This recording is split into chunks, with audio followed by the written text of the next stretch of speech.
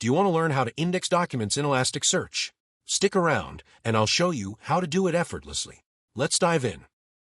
Imagine you're building an online movie database, but you need a way to store and search your movie data efficiently.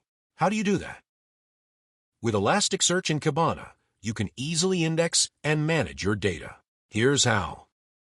We'll use a simple movie database with fields like title, director, release date, IMDb rating, box office hit, and prices. Here's our movie data in JSON format. Open Kibana, go to DevTools and paste this code.